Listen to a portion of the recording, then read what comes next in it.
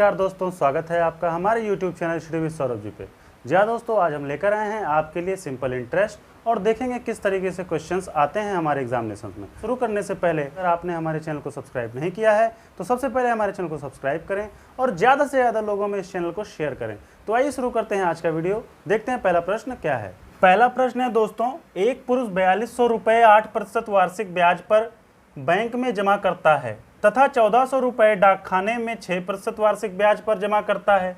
उसे अपने कुल जमा पर किस वार्षिक ब्याज की दर से ब्याज मिलता है। तो दोस्तों देखिए क्या किया है उसने, 4200 रुपये कहाँ जमा कर रहा है, बैंक में जमा कर रहा है। तो दोस्तों बैंक में वो 4200 रुपये जमा किया और उसका रेट ऑफ इंटरेस्ट 8% था।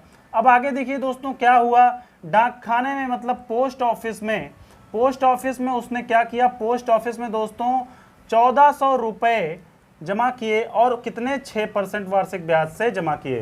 तो दोस्तों देखिए, अगर मैं पहले इसका ब्याज निकाल लूं और इसका ब्याज निकाल लूं, दोनों ब्याज निकालने के बाद दोनों ब्याज को जोड़ दूं और इसके प्रिंसिपल को आपस में जोड़ के उसका हम परसेंट निकालने की कितना परसेंट वो है, तो सीधे सीधे तौर पर मेरा ये निकल कर आ जाएगा कि एग्जैक्टली उसको ब्याज कितना मिल रहा है। तो दोस्तों सिंपल सी बात है, 4200 का 8% जब आप निकालोगे तो 4200 का 8% आपका निकल कर आ जाएगा 8 चौक 32, 8 दूना 16, तो ये आ जाएगा आपका दोस्तों 336 रुपये। अब नेक्स्ट निकालेंगे दोस्तों, तो देखिए 1400 का 6% निकालेंगे। तो 1400 का 6% देखिए दोस्तों किस तरीके से निकालते हैं, यहाँ से निकल के आएगा 14 छक 84 हो जाएगा, तो 84 रुपये यहाँ से आ गया। तो दोनों ब्याज हमारे ऐड कर देंगे तो 336 रुपये प्लस 84 रुपये ऐड करने के बाद ये आ जाएगा आपका 420 रुपये। तो दोस्तों 420 रुपये मुझको ब्याज मिल रहा है बैंक से और पोस्ट ऑफिस से दोनों मिलाकर। दोस्तों किस पर मिल रहा है, 4200 और 1400 के प्रिंसिपल पर मिल रहा है। तो इन दोनों को जोड़ दिया जाए तो देखिए 4200 और 1400 हो जाएगा 42 4 46 और 46 10 56। तो देखिए दोस्तों 420 रुपये ये मिल रहा है 5600 रुपये पर, 5600 रुपये पर। तो परसेंटेज वैल्यू निकाल लीजिए दोस्तों, आपका निकल कर आ जाएगा। देखिए 7 छक 42, 7 8 56, तो यहाँ से देखिए 4 दूना 8 और यहाँ आ जाएगा 15 चौके 60। तो दोस्तों यहाँ से निकल कर आ गया 15/2। तो दोस्तों इसका मतलब होता है 7.5%। तो दोस्तों यहाँ से मेरा सीधे सीधे निकल कर आ गया कि उसका जो सिंगल रेट ऑफ इंटरेस्ट था वो 7.5% था। तो दोस्तों इस प्रकार से हम क्वेश्चंस को सॉल्व करते हैं। आइए देखते हैं अगला क्वेश्चन हमारा क्या है। नेक्स्ट क्वेश्चन है दोस्तों, एक धनराशि पर साधारण ब्याज उस राशि का 8/25 है। यदि वर्षों की संख्या प्रतिवर्ष दर की प्रतिशतता से संख्यात्मक रूप से आधी है तो प्रतिवर्ष दर क्या है। दोस्तों देखिए क्या दिया हुआ है, कह रहा है कोई धनराशि है, साधारण ब्याज पर उस राशि का 8/25 है। तो दोस्तों राशि की बात कर रहा है, धनराशि की बात कर रहा है। तो धनराशि क्या है, प्रिंसिपल होता है। और क्या कह रहा है कि साधारण ब्याज जो सिंपल इंटरेस्ट है वो धनराशि का 8/5 है। 8/5 दोस्तों मैंने आपको प्रतिशतता में बहुत अच्छे से सिखाया है कि हम किसको क्या मानते हैं। तो नीचे वाली वैल्यू को वो मानते हैं जिससे वो रिलेट कर रहा होता है। चूंकि यह धनराशि से रिलेट कर रहा है, इसका मतलब 25 आपका प्रिंसिपल है और 8 आपका क्या है, वो है जिसके बारे में हमें जानना है। तो किसको बनाना है, देखिए साधारण ब्याज को जानना है, साधारण ब्याज के बारे में कह रहा है। तो देखिए दोस्तों ये 8 हो जाएगा। अब दोस्तों देखिए हमें मिल गई प्रिंसिपल और हमको मिल गई सिंपल इंटरेस्ट। दोस्तों कह रहा है कि प्रतिवर्ष दर प्रतिशतता संख्यात्मक रूप में क्या है, आधी है। कौन, वर्षों की संख्या। तो दोस्तों t बराबर क्या है, r/2 है। सीधे सीधे कह रहा है कि वर्षों की संख्या प्रतिवर्ष दर की प्रतिशतता मतलब रेट ऑफ इंटरेस्ट की क्या है, संख्यात्मक रूप में आधी है दोस्तों। तो यहां से मेरा एक रिलेशन आ गया कि t बराबर r/2 है। तो दोस्तों सीधे सीधे हम इसको फॉर्मूले में रख देते हैं। SI बराबर होता है PRT/100। तो दोस्तों देखिए क्या करना है आपको, SI देखिए आपका क्या है, 8x है। चूंकि दोस्तों ये चूंकि भिन्न है और भिन्न में हम दोस्तों क्या करते हैं, उस वैल्यू को एग्जैक्टली हम नहीं ले सकते हैं, तो इसलिए इसको हम क्या मान लिए, 8x मान लिए। और दोस्तों प्रिंसिपल आपकी 25x है और यहाँ से देखिए रेट कितना दोस्तों, रेट आपका जो है हमें पता नहीं है और हमें रेट निकालना है। t आपका r/2 है दोस्तों, तो यहाँ मैंने r/2 ले लिया। तो यहाँ आपका 100 से गुणा हो जाएगा दोस्तों। देखिए x से x कैंसिल हो गया, 25 चौके 100 हो गया। अब देखिए दोस्तों आर स्क्वायर बराबर आ गया 8 गुणे, देखिए 4 दूना 8, ये 8 इधर जाएगा तो क्या हो जाएगा दोस्तों, गुणा हो जाएगा, तो 8 अठाई 64 होता है। तो दोस्तों आर बराबर अंडर रूट 64 होगा। तो दोस्तों 64 क्या होता है, 64 का वर्गमूल दोस्तों 8 होता है। तो इस प्रकार जो मेरा रेट ऑफ इंटरेस्ट आ गया दोस्तों वो 8% निकल कर आ गया। तो इस प्रकार दोस्तों हम इन क्वेश्चंस को आसानी से सॉल्व कर सकते हैं। आइए देखते हैं अगला क्वेश्चन हमारा क्या है। अगला प्रश्न है दोस्तों, किसी राशि पर 5% वार्षिक की दर से 3 वर्षों और 4 वर्षों में प्राप्त साधारण ब्याजों में 42 रुपए का अगर अंतर हो तो वह राशि क्या है। तो दोस्तों देखिए क्या है, इस क्वेश्चन को आप अगर आपका कॉन्सेप्ट क्लियर है दोस्तों तो आप आसानी से सॉल्व कर सकते हो। देखिए दोस्तों हम आपके लिए एक से एक अच्छे से अच्छे क्वेश्चन लेकर आ रहे हैं, तो दोस्तों आपका भी फर्ज बनता है कि ज़्यादा से ज़्यादा लोगों में इसको शेयर करें। तो दोस्तों अगर आप लोगों ने अभी तक हमारे चैनल को सब्सक्राइब नहीं किया है तो सबसे पहले हमारे चैनल को सब्सक्राइब कर लें और ज़्यादा से ज़्यादा लोगों में ये वीडियो शेयर करें। जितने भी वीडियोज़ आपको अच्छे लगते हैं उनको शेयर करिए ज़रूर। तो देखिए क्वेश्चन में क्या कह रहा है, कह रहा है कि साधारण ब्याज में क्या हुआ है, 42 रुपए का अंतर आया है, 3 वर्ष और 4 वर्ष के अंतर है। तो दोस्तों सिंपल सी बात है, आपको पता है मैंने पहले भी बताया है कि साधारण ब्याज जो होता है वो प्रत्येक वर्ष क्या होता है दोस्तों, बराबर होता है। तो इसका मतलब दोस्तों 3 वर्ष में जो ब्याज मिला होगा और चौथे वर्ष जो ब्याज मिला होगा दोस्तों, तीसरे वर्ष जो ब्याज मिला होगा और चौथे वर्ष जो ब्याज मिला होगा दोस्तों, उनका अगर हम लोग डिफरेंस निकाल लें, अगर उनका अंतर निकाल लें तो वो किसके बराबर होगा दोस्तों, वो बराबर होगा 42 रुपए के। क्योंकि वही कह भी रहा है ये कि तीसरे वर्ष और चौथे वर्ष का साधारण ब्याज का अंतर 42 रुपए है। तो दोस्तों यहां से मेरा निकल कर आ गया चौथे वर्ष और तीसरे वर्ष का अंतर कितना आ जाएगा, 1 साल आ जाएगा। तो 1 साल बराबर कितने हैं, 42 रुपए। 1 साल का ब्याज कितना है दोस्तों, 1 साल का ब्याज आपका 42 रुपए है। तो देखिए दोस्तों क्या करना है, अब सीधी सी बात है कि अगर मेरे पास 42 रुपए 1 वर्ष का ब्याज आ गया तो ये वैल्यू जो 5% है, इसी 5% के हिसाब से तो मुझे साधारण ब्याज मिलता है। अब देखिए 5% की वैल्यू अगर 42 रुपए है दोस्तों, 5% की वैल्यू 42 रुपए है, तो कोई भी धनराशि अपने आप में 100% होती है। तो सीधे सीधे हम 100% निकाल देते हैं। तो 1% की वैल्यू दोस्तों हो जाएगी 42/5 और 100% की वैल्यू हो जाएगी दोस्तों 42/5 गुणे 100। तो 5 दूना 10, 20 आ गया और 42 दूना 84, तो 840 रुपए। यहाँ से दोस्तों मेरा आंसर निकल के आ जाता है कि वह धनराशि कितनी थी। तो मूलधन मेरा यहाँ से निकल कर आ जाता है दोस्तों। बहुत ही आसानी से मैं आसान शब्दों में आपको समझाने का प्रयास कर रहा हूँ दोस्तों।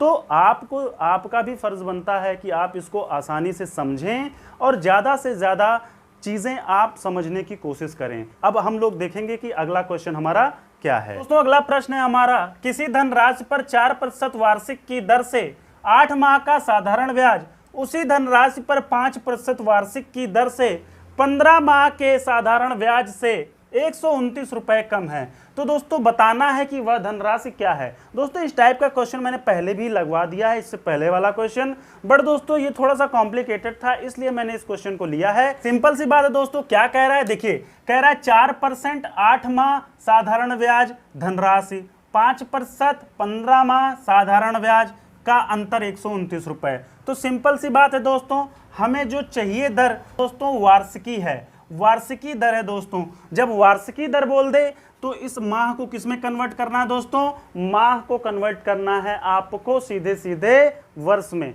तो अब क्या करोगे आप, देखिए दोस्तों सिंपल सी बात है, SI = PRT/100 होता है। तो सिंपल सी बात है, जो 5% ब्याज है और 15 माह है, कहीं ना कहीं इसका ब्याज हमें ज्यादा मिलेगा।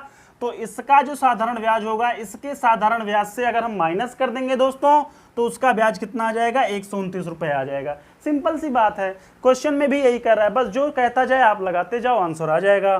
सिंपल सी बात, देखिए प्रिंसिपल आपको पता नहीं है दोस्तों, रेट आपका कितना है, 5% है और 15 माह आपका समय है। तो 15 माह को वर्ष में बदलने के लिए 12 से भाग देना होता है दोस्तों। तो 12 × 100 कर देंगे। अब यहाँ से माइनस करना होगा, क्या करेंगे, यहाँ प्रिंसिपल आपका है और रेट आपका 4% है, माह आपका 8 है, बटे 12 × 100 कर देंगे दोस्तों। यहाँ से मेरा निकल कर आ जाएगा 129 रुपए। तो दोस्तों इस प्रकार से हमने इक्वेशन को बना लिया। अब देखिए 1/1200 और 1/1200 यहाँ कॉमन है, तो सीधे सीधे 1/1200 आपने कॉमन ले लिया। तो बचा क्या, देखिए 15 × 5 = 75, तो 75p माइनस 8 चौके 32p के, तो यहाँ आ जाएगा 129 के। ये 1200 दोस्तों भाग कर रहा है, उस तरफ जाके गुणा करेगा, 75 में से 32 जाएगा तो दोस्तों 43p आ जाएगा। तो यहाँ से आ जाएगा 129 गुणे 1200। दोस्तों 43 से कितनी बार कटेगा, 3 बार कट जाएगा, तो p की वैल्यू दोस्तों आ जाएगी 12 तिया 3600। तो 3600 रुपए की क्या है, धनराशि है। तो हमारा मूलधन यहाँ से निकल कर आ गया दोस्तों कितना, 3600 रुपए। तो इस प्रकार क्वेश्चन को हम बहुत ही आसानी से सॉल्व कर सकते हैं। आइए देखते हैं अगला क्वेश्चन हमारा क्या है। अगला प्रश्न है दोस्तों, दो भिन्न बैंकों में 500 रुपए के 2 वर्ष में प्राप्त होने वाले साधारण ब्याजों का अंतर 2.5 रुपए है, उनके ब्याज की वार्षिक दरों का अंतर क्या है। तो दोस्तों मान लीजिए प्रिंसिपल आपकी क्या है, 500 रुपए है, दिया है ये आपको, और कितना टाइम आपका 2 वर्ष दिया है। तो दोस्तों क्या कह रहा है कि मान लीजिए क्या कह रहा है कि दो भिन्न भिन्न बैंकों में आपका यही पैसा जमा हो जाए। तो पहले बैंक मान लो R1 ब्याज देता है और दूसरा बैंक क्या देता है, R2 ब्याज देता है। तो देखिए दोस्तों क्या करना है, सिंपल सी बात है, आप सीधा सीधा फॉर्मूला लगा दीजिए। कह रहा है कि इन दोनों बैंकों से प्राप्त होने वाला साधारण ब्याज का अंतर कितना है, 2.5 रुपए। तो दोस्तों क्या करना है, जितना भी ब्याज मिल रहा है दोनों बैंकों से उनका अंतर कितने के बराबर हो जाएगा दोस्तों, 2.5 रुपए के। तो सिंपल सी बात है, सीधे सीधे देखिए SI1 minus SI1 minus SI2 बराबर 2.5 रुपए के। तो देखिए SI1 बराबर क्या हो जाएगा, PR1T upon 100 minus PR2T upon 100 equals to 2.5। तो देखिए P आपका 500 रुपए है, R1 हमको पता नहीं है, T आपका 2 वर्ष है बटे 100 माइनस आपका 500 है, R2 आपका रेट है, T आपका 2 वर्ष है दोस्तों बटे 100 बराबर 2.5। देखिए दोस्तों सिंप्लीफाई कर लीजिए, यहाँ से ये कैंसिल हो गया, 5 दूना 10 R1 माइनस 10 R2 बराबर 2.5। तो दोस्तों देखिए क्या करना है, देखिए सिंपल सी बात है, क्या कॉमन है, 10 कॉमन है, 10 कॉमन ले लीजिए, बचा क्या, R1 माइनस R2 बराबर 2.5। तो R1 माइनस R2 बराबर 2.5 बटे 10, क्योंकि 10 इधर गुणा कर रहा है उस तरफ भाग करेगा, तो R1 माइनस R2 बराबर हो जाएगा 0.25। तो 0.25 आपका क्या आ जाएगा, आंसर आ जाएगा। मतलब 0.25% का अंतर है दोनों बैंकों द्वारा ब्याज दिए जाने में। तो रेट ऑफ इंटरेस्ट दोनों बैंकों में जो रेट ऑफ इंटरेस्ट हमको मिल रहा है उनका अंतर कितना है, 0.25%। तो दोस्तों इस प्रकार से हम क्वेश्चंस को सॉल्व करते हैं। दोस्तों अगर आपको वीडियो यह पसंद आ रही है तो प्लीज़ दोस्तों अपने दोस्तों के साथ इसको शेयर कीजिए। आइए अगला क्वेश्चन हम लोग देखते हैं क्या है। प्रश्न है दोस्तों, नितिन ने कुछ धनराशि पहले 3 वर्षों के लिए 6% वार्षिक ब्याज की दर पर उधार ली। अंत में वह क्या किया, वह राशि अगले 5 वर्षों के लिए 9% वार्षिक ब्याज पर और 8 वर्षों के बाद 13% वार्षिक ब्याज पर रखी। तदनुसार यदि 12 वर्षों बाद कुल 8,160 रुपए ब्याज का भुगतान किया हो तो उसकी उधार ली गई धनराशि कितने रुपए थी। देखिए क्वेश्चन में क्या कह रहा है, सबसे पहले तो हमें यह समझना है। यदि आप क्वेश्चन को अच्छे से समझ जाते हैं तो आप बिल्कुल आसानी से इसको सॉल्व कर सकते हैं। दोस्तों क्या हुआ, नितिन ने क्या किया, कुछ धनराशि 3 वर्षों के लिए उधार ली। कितने प्रतिशत पर, 3 वर्षों में 6% पर लिया। अब देखिए दोस्तों क्या हुआ, उसने मान लीजिए उधार नहीं दे पाया, तो फिर क्या हुआ, दुकानदार या कोई साहूकार ने क्या किया, कहा कि भैया क्या करो, अब नहीं दे पा रहे हो तो अब हम ब्याज आपका 9% कर देंगे। जब आप 9% कर दोगे, कब तक करोगे, अगले 5 वर्षों के लिए। मतलब अब अगले 5 वर्ष तक आप 9% के हिसाब से ब्याज दोगे। तो 5 वर्ष तक कितने हिसाब से, 9%। दोस्तों यहाँ 3 वर्ष हुआ, यहाँ 5 वर्ष हुआ, तो टोटल अब उसने उधार कितने वर्ष के ले लिए हैं, 8 वर्ष के लिए ले लिए हैं। 3 वर्ष पहले, 5 वर्ष बाद में। तो 8 कह रहा है, क्वेश्चन में भी कह रहा है 8 वर्षों के बाद। अब 8 वर्ष चूंकि कंप्लीट हो चुके हैं तो इसका ब्याज अब बढ़ चुका है, रेट ऑफ इंटरेस्ट बढ़ चुका है। वो कितना हो चुका है, 13% हो चुका है। तो जब रेट ऑफ इंटरेस्ट 13% हो गया है, कह रहे हैं कि 11 वर्षों बाद, मतलब अब यहां से एग्जैक्टली निकल कर आ रहा है कि शुरू से लेकर 11 वर्षों तक उसने उधार लिया। कितना रुपए उधार लिया ये तो पता नहीं है, पर कितना ब्याज दिया ये पता है, वो ब्याज कितना दिया है, 8160 रुपए ब्याज दिया है दोस्तों। तो सिंपल सी बात है, अगर उसने कुल 11 वर्षों तक उधार लिया है सामान, तो 3 वर्ष ये हो गया, 5 वर्ष ये हो गया, 8 वर्ष हो गया, बचा कितना, 3 वर्ष बचा दोस्तों। तो 3 वर्ष पे कितना ब्याज लगेगा, 13% ब्याज लगेगा। तो इस प्रकार देखिए दोस्तों, मेरा क्या हो गया, सब निकल कर आ गया। बस सीधे सीधे ये कितने किसके बराबर है, ये बराबर होगा किसके दोस्तों, 8160 के।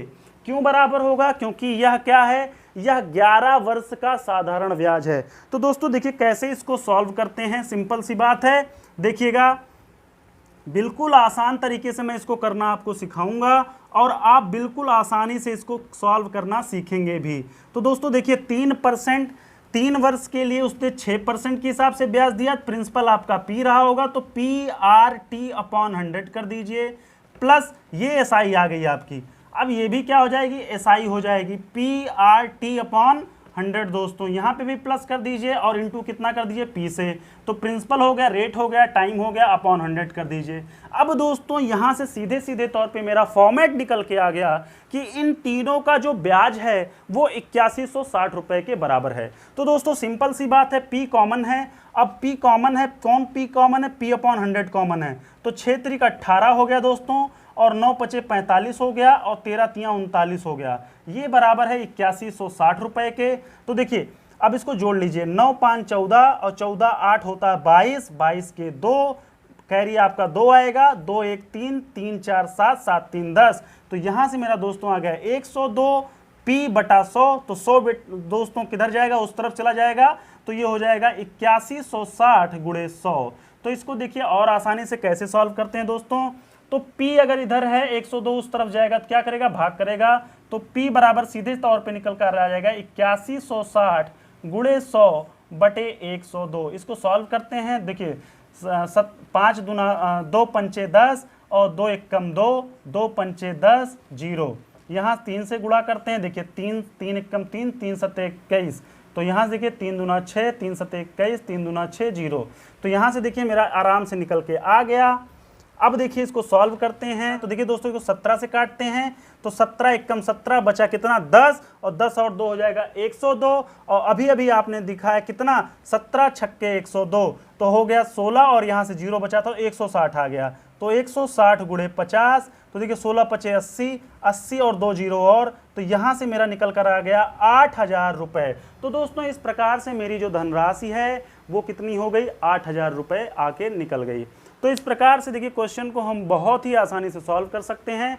बस आपको क्या करना है, आपको जितने भी कॉन्सेप्ट्स मैंने बताए हैं उन कॉन्सेप्ट्स को बस अपने दिमाग में क्लियर रखना है। अगर आपको कहीं पर भी कोई दिक्कत होती है तो आप कमेंट बॉक्स में मुझे कमेंट कर सकते हैं। कोई भी क्वेश्चन आपका फंसता है, सीधे सीधे तौर पे आप कमेंट बॉक्स में कमेंट कर दीजिए, मैं आपको उसका आंसर दे दूंगा। तो चलिए देखते हैं अगला प्रश्न हमारा क्या है। अगला प्रश्न है दोस्तों, 4 वर्ष में 6000 रुपए की रकम 8000 हो जाती है, कितने समय में उसी दर पर 525 रुपए की रकम 700 रुपए हो जाएगी। तो दोस्तों खेल यहाँ पे बहुत ही आसान है, सिंपल सी बात है। अगर कोई चीज आपको 1 वर्ष की बात कर रहा हो, देखिए यहाँ पे सीधे सीधे तौर पे कह रहा 4 वर्ष में, तो सिंपल सी बात है दोस्तों, बहुत ही आसानी से निकाल सकते हो बिना फॉर्मूले से। मैं सिखा रहा हूँ आपको, देखिए कैसे कह रहा 6000 से 8000 हो गया।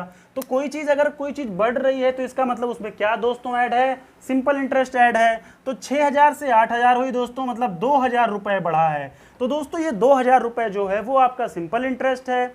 तो सिंपल इंटरेस्ट कितने वर्षों में बढ़ा है दोस्तों, 4 वर्षों में बढ़ा है। तो 1 वर्ष का अगर निकालना हो तो 4 से भाग दे दीजिए, तो दोस्तों आ गया 500 रुपये। 500 रुपये आपका 1 वर्ष का ब्याज निकल कर आ गया दोस्तों। अब देखिए क्या कह रहा है, 525 रुपये 700 रुपये हो जाता है। तो सिंपल सी बात है, अगर मुझे यहाँ पे आपको रेट ऑफ इंटरेस्ट निकल जाए तो सिंपल सी बात है, आप आसानी से निकाल सकते हो दोस्तों। तो 500 रुपये ये 6000 का कितना प्रतिशत है, अगर ये मैं निकाल दूं, अगर 500 रुपये 6000 का कितना प्रतिशत है ये निकाल दूं, तो सिंपल सी बात है मेरा रेट ऑफ इंटरेस्ट निकल के आ जाएगा। तो सिंपल सी बात है, देखिए कैसे, 500 बटा 6000 गुणे 100 कर दो दोस्तों। 0 से 0 कैंसिल हो गया, 1 0 यहाँ से कैंसिल हो गया। तो यहाँ से देखिए 2 तियां 6 और 2 पंचे 10, 55 25 बटे 3। तो यहाँ से आ गया दोस्तों 8 त्रिक 24, 8 सही 1/3% आपका रेट ऑफ इंटरेस्ट निकल के आ गया दोस्तों। तो सिंपल सी बात है, 8 सही 1/3% के हिसाब से चीजें बढ़ रही हैं। तो 525 से 700 भी क्या इसी रेट ऑफ इंटरेस्ट से बढ़ा है, क्योंकि वही कह रहा है उसी दर पर। तो दोस्तों इसको भी देखिए कैसे निकालते हैं। तो देखिए क्या करना है आपको, सीधे सीधे 525 से 700 हुआ है दोस्तों, तो कितना बड़ा है 525 से 75 600 और 600 से 100 कितना 700। तो 175 रुपए आपका क्या है, सिंपल इंटरेस्ट है दोस्तों। सिंपल इंटरेस्ट आपका 175 है। देखिए दोस्तों कुछ चीजें आपको ओरली करनी सीखनी होगी, जिससे आप किसी भी कैलकुलेशन को आसानी से सॉल्व कर सको। तो देखिए 175 रुपए अगर एसआई है तो 175 बराबर PRT/100। प्रिंसिपल आपकी 525 है, प्रिंसिपल आपकी 525 है दोस्तों।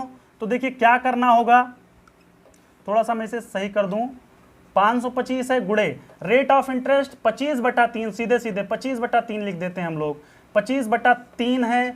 और गुड़े क्या कर देंगे, टाइम कितना है, टाइम आपका देखिए कह रहा है कि कितने समय में, तो टाइम हमको पता करना है दोस्तों। और बटे कितना कर देंगे, 100 कर देंगे। देखिए दोस्तों 25 चौका 100 हो गया। और यहाँ से देखिए 5 एकम 5, 0 पचहम 25, और यहाँ से आ जाएगा 5 तियां 15 और पचहम 25। दोस्तों यहाँ से हम लोग इसको जब करेंगे 3 त्रिक का 9, 3 पचे 15, 35 से 35 कैंसिल हो गया। तो टी बराबर दोस्तों निकल कर आ गया। देखिए सिंपल सा बचा है, टी बराबर 4 और बराबर 1 के। तो t/4 बराबर 1 के अगर है तो सीधे सीधे हम लिख सकते हैं टी बराबर कितने के दोस्तों, 4 वर्ष के। तो यहाँ से मेरा सीधे सीधे आंसर आ गया कि 4 वर्ष में 525 रुपये 700 रुपये हो जाएगा। तो इस प्रकार दोस्तों कोई भी क्वेश्चन हो आप आसानी से सॉल्व कर सकते हो। आपको अपने कॉन्सेप्ट्स को क्या करना है बच्चों, क्लियर रखना है। और जितने कॉन्सेप्ट्स आप क्लियर रखोगे उसको आसानी से सॉल्व करने में आपको हेल्पफुल होगी। तो दोस्तों आज के लिए बस इतना ही। आगे देखिए क्या करना है आपको, मैं बार बार बताता हूँ। वीडियो को ज़्यादा से ज़्यादा शेयर कीजिए, और हमारे चैनल को अगर सब्सक्राइब नहीं किया है तो हमारे चैनल को सब्सक्राइब कीजिए। आज के लिए बस इतना ही दोस्तों, धन्यवाद।